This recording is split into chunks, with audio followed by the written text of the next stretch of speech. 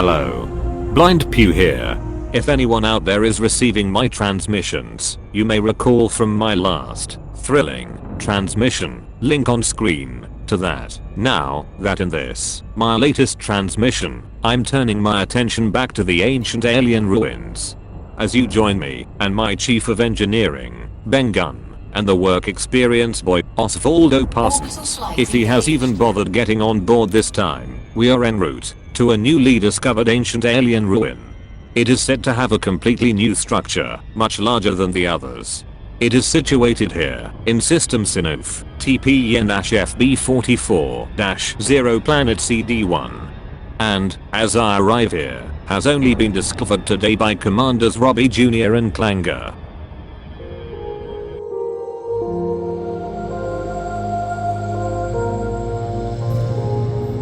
Heading into the fighter now, Ben. Fighter deployment sequence initiated. Roger that, Pew. These fighters really are an invaluable exploration tool.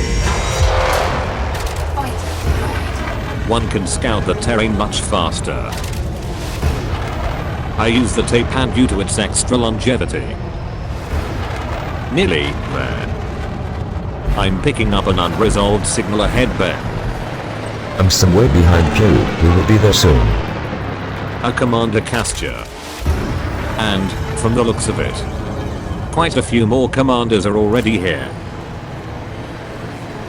Looks like rather a large site, as was rumored. Much to discover, no doubt.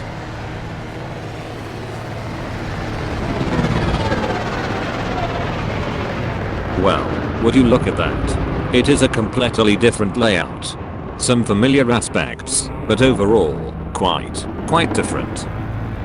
You can tell it is a new discovery, due to the numbers of explorers here.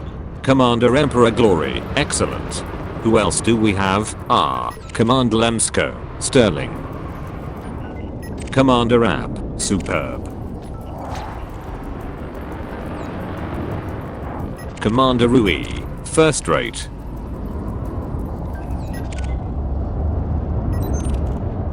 Who is that over there? A Commander Thunderguts, fantastic.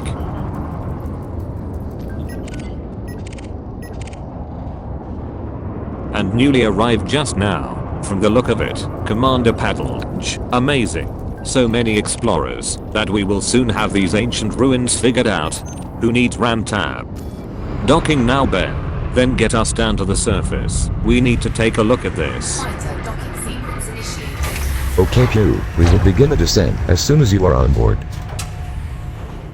And on Pew, take a look at this. Isn't it fantastic? It certainly is, Ben. It certainly is.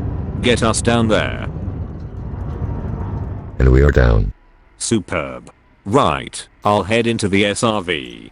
We need to see what further information we can gather on the ancient alien beings to whom these sites belong. The so-called Guardians.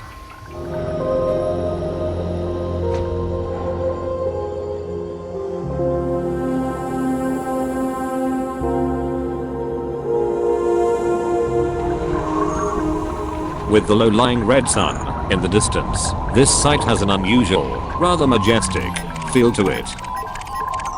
So many commanders here, a great sight to see. Yep, there really is a particular feel to this one. I can see you over there in the Star Chaser, Ben. Likewise. I think that we will have to get to scanning some of these obelisks soon, Ben. Head back to the Star Chaser first, Pew. We need to catch up on what we know so far.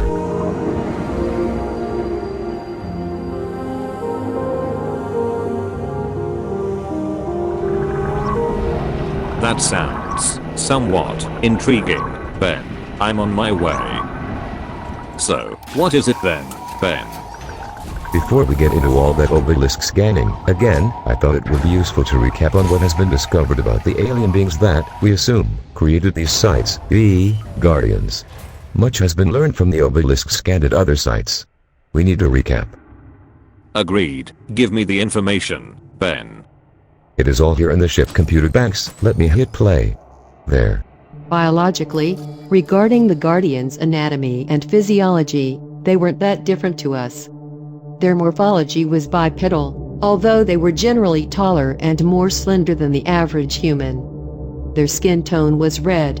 Their faces were proportionally smaller than ours, and they had round eyes, darkened from their evolution under a very strong sunlight. Most remarkable are their limbs. Their forelimbs had a serrated edge and were no doubt used as killing implements during the pack hunting period. They share a similar genetic structure, with DNA and RNA their core building blocks. Although a full analysis has not yet been conducted, this might be evidence of a common ancestor. They had two distinct genders and reproduced. Absolutely fascinating, Ben. Perhaps we will cover that part later. What are the key findings? Well, this is obviously highly abridged, as a lot of data has been uncovered, but where were we? The imperative of the kill was retained even as their society advanced. Food killed in the hunt was a delicacy. The Guardians' expansion into space introduced them to new ecologies and, consequently, to new food. Clearly, hunters then. It appears that the Guardians experimented with biological manipulation, extending it to other creatures in their environment. Genetic manipulation. Interesting and noted. The monolith network discovered at various Guardian sites served as a foundation for all their communication systems. It's clear, however, that the monoliths had ceremonial significance as well as being functional. Note the importance of the monolith network. What really sets the Guardians apart from humanity, technologically, was the way they embraced neural implantation and artificial intelligence. The Guardians wanted the AIs to actually drive their own development, and this they achieved. But during the First Civil War, most AI-implanted Guardians were exiled, and the AIs themselves recognized their vulnerability. They responded by developing their own operational hardware, independent of implanted Guardian users. Frustratingly, the details of these mechanisms have been purged from the record. They created self-developing AI and, perhaps, exiled these in a civil war.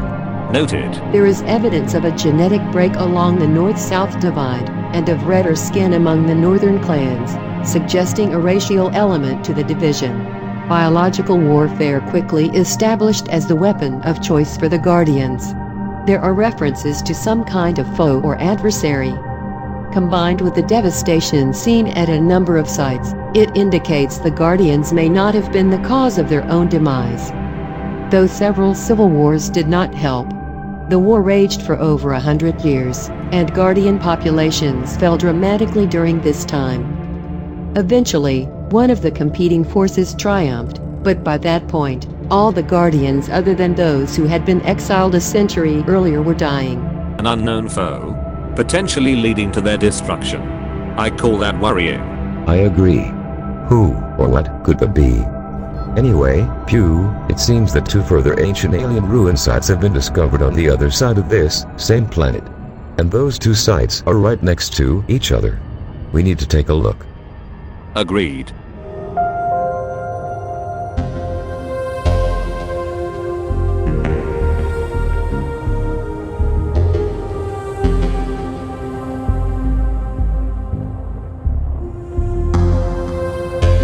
This is a really weird site, Ben. It looks like an alpha type site, but different. Something odd is happening, but I will reserve judgment for now.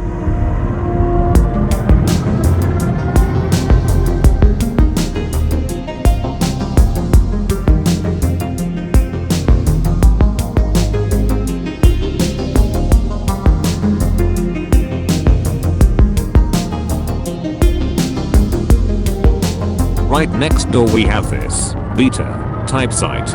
Again, slightly different because I suspect the Star Chaser's display equipment is malfunctioning somewhat. Not sure, we will see. Just look at the size of this site. Unusual. It's not right, is it? Still, I think we will climb it and see what we can discover.